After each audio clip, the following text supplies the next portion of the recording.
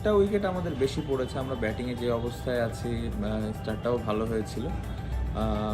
But আমি বলব না যে খুব খারাপ অবস্থানে আছে যে উইকেট আমরা খেলছি। সো এখন আমাদের অনেকগুলো ব্যাটসম্যান আছে, এখান থেকে যদি 2টা বড় পার্টনারশিপ হয় ভালো অবস্থানে যাব। বাট এই মুহূর্তে যদি খেলার অবস্থান দেখি তাহলে আমার মনে হয় যে মাঝামাঝি একটা অবস্থানে আছে। না, অবশ্যই অ্যাজ এ প্লেয়ার হিসেবে তো অবশ্যই এটা একটা ফ্রাস্ট্রেটিং ব্যাপার, কারণ খুব অনেক কষ্ট করেই খেলাটা শুরু হলো, কিছুক্ষণ খেলাও হলো, তারপরে আবার বন্ধ হয়ে গেল। আজকে সারাদিনই খেলা হয়নি। So overall as a player অবশ্যই এটা ফ্রাস্ট্রেটিং, বাট আসলে কিছু করারও নাই, এটা আসলে আমাদের কন্ট্রোলেও নাই। বাট খেলা হলে ভালো লাগতো।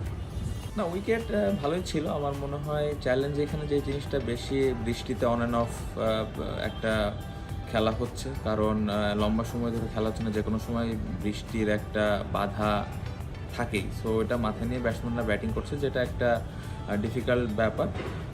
বাট তাছাড়া আমি বলবো যে উইকেট সোফার ভালোই ছিল। বাট আমাদের সামনে হয়তো ডে 3, ডে 4 যেহেতু বৃষ্টি ওইরকম রোদও পাচ্ছে না, তো সেক্ষেত্রে উইকেটটা কতটুকু চ্যালেঞ্জিং হবে আসলে যখন নেক্সট ডেতে খেলাটা শুরু হবে তখন বোঝা যাবে।